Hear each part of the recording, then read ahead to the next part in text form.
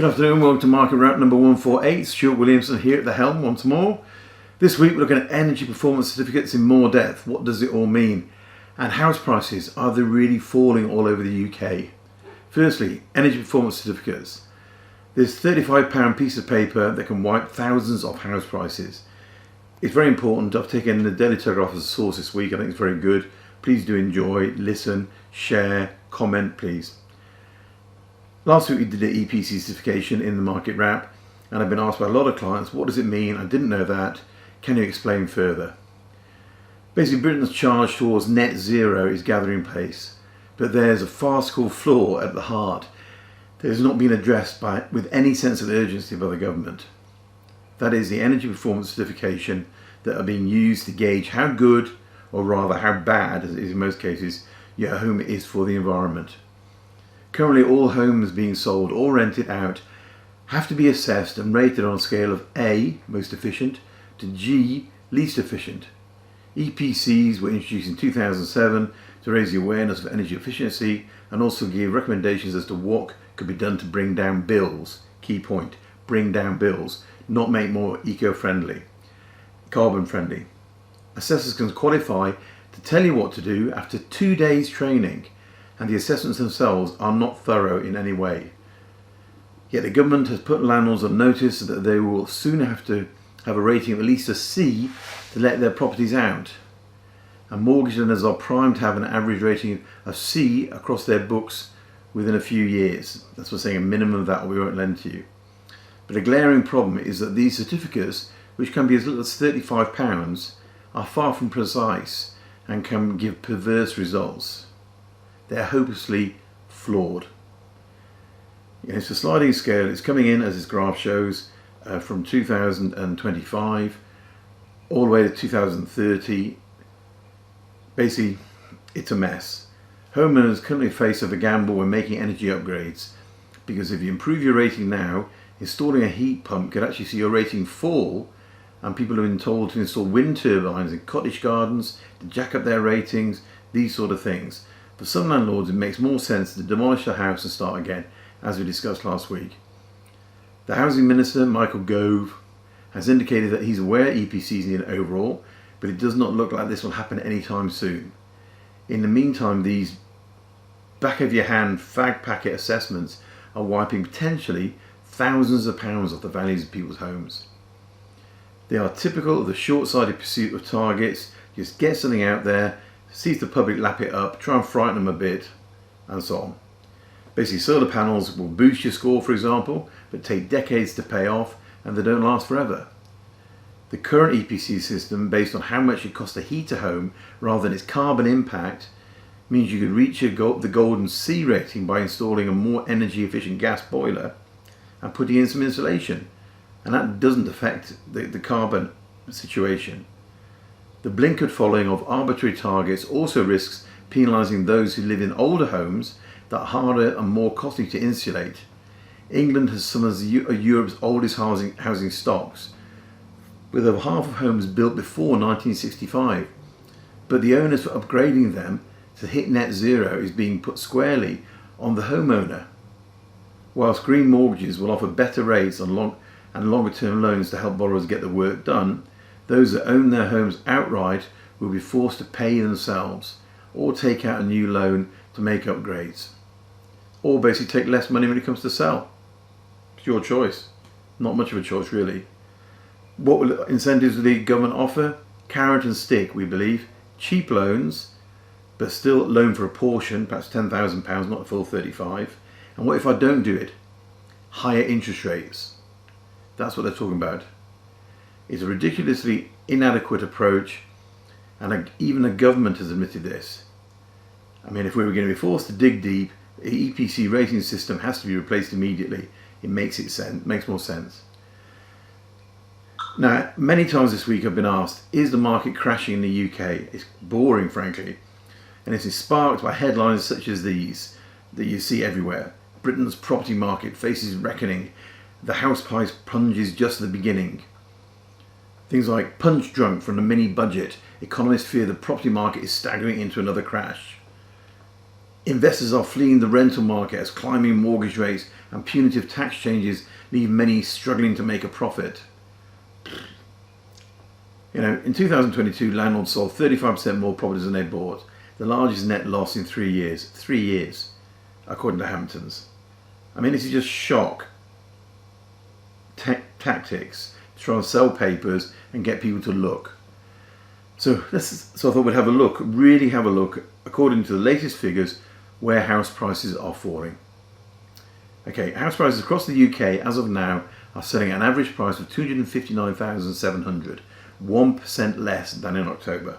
1%. UK-wide annual house price growth this is, so it's still going up, is still at 4.1%. But some of the locations we are seeing falls. It's not across the board. The Zoopla House Price Index uses more data than anyone else, so they claim they can get the most accurate picture of what house prices are doing. So this is what we're using, Zoopla data. So where are house prices actually falling? Is it everywhere? 4 parts of London have registered a fall in average house prices since this time last year. Westminster are £12,170 less, which is 1.2%. Kensington and Chelsea are down by 6,200, 0.5%. Hammersmith, Fulham and Tower Hamlets are both down by less than 0.1%. Okay, Islington, Camden, Wandsworth, I've seen house prices go up by less than 1% in the last year, but still going up.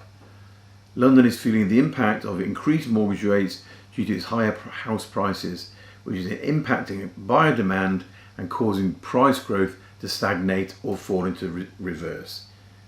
Okay, simple stuff. The only other places in the whole of the country, this isn't just the UK, as the last EPC thing was based on England, this is all the UK rather. Scotland, Aberdeen, 1.1%, Aberdeenshire, 0.2% down, Moray, 0.2% down. Why? The lack of investment in North Sea oil industry is basically having a knock-on effect. Employment and reducing demand for property on the Scottish East Coast are the effects. Okay, so it's not across the whole board, it's just some locations are. Now we'll go on to where our house prices in the UK rising the most, which is apparently places still going up. The Northwest, Wales, strong house price growth. Homeowners gave more 6% in sale prices year on year. The biggest growth locations, what we call ties, transport, infrastructure, employment. Where can you get those things in spades? Okay, places around Manchester, Oldham, Rochdale, Wigan, Calderdale, they're all up by between 6.9 and 7.5%. People are looking for value for money, connections to large employment centres. It's a classic, it's what we're always saying, buy in those locations. Homeowners in these locations can expect to see £10,000 added to their home sale price since February 2022. Other areas are South and West Wales. They have also enjoyed strong house price growth in the last year, with the biggest gains seen in Carmarthenshire, Port Talbot and Bridgend. Why is that? I think probably because it's pretty cheap down there and so you can make a killing. The biggest monetary gains has been Vale of Glamorgan, householders adding an extra £17,000 to their home sales value because it's quite high, 6.3%. Pembrokeshire, a similar sort of thing. So now we touch on the locations with the cheapest house prices. Best places in the UK where you can buy a house at the lowest cost are basically Scotland and the north of England. The cheapest houses for sale in the UK are in rural areas to the east of Glasgow, like Inverclyde, East Ayrshire and West Dunbartonshire. Average house price at less than 110 grand. In the northeast you can find the cheapest houses at around £120,000 and these are in Hartlepool, Hull, Middlesbrough and Sunderland. Whether that's a great idea to buy there or not, I couldn't comment, but the underlying fundamentals suggest not. In the northwest, the cheapest properties for sale are in Burnley with an average price of £116,000. The prominence of Scottish regions is down to the greater balance between property and wage growth than the rest of the UK. And the quote is, Scotland dominates the most affordable areas list with modest pricing and stronger relative earnings, making a home more accessible for many. That doesn't mean that it's a great investment location for buy-to-let, which is what we're focusing on. That's from Zoopla, that's their quote. They go on to say, for homeowners on average salaries, mortgages are more affordable in these lower value locations, especially if they're built up some equity in their current property. Where are the most expensive house prices in the UK? Well, it's self-evident. We've really just been through that. It really comes down to the southeast, and it's going to be London and those locations.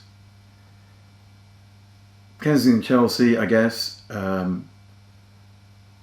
Westminster. We're looking at £1 million plus in those sort of locations. We were talking last week about the 18-year cycle. Are we basically at the point now where things are flat and they're going to pick up? In the south, you could say that because it's been bumbling along. It was up, it was down. COVID had it down. Now it's gone up slightly. Does it mean now that that's a good buying location? I think it's one to bear in mind.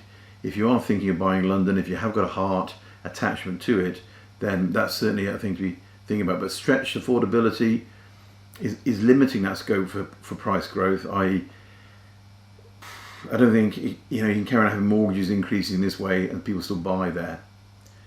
Zoopla look at it and they say perhaps London could have well over 5% fall in house prices over the next 3 to 5 years.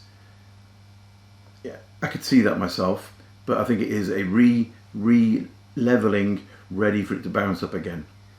The rest of the country was still way behind that curve, and we're still growth in cities, and we're still getting some growth in other locations. So, is the UK market crashing at the moment? No. Is it likely to? We don't believe so. Obviously, I've got skin in the game, so I'm going to say that. So, I don't believe it's going to crash, but it's all about buying in a good location and not being silly. Put down a good size deposit, and it doesn't matter if rentals aren't as great as they were. Rents are looking very positive at the moment. Landlords are bailing out because they can't afford to rent in the UK. It's a good opportunity for us in the international market to do that. So there we go. That's it for this week. Thank you very much for watching. Hope you enjoyed. Do take care. Share, like, subscribe, all those things. Look after yourselves. Bye-bye.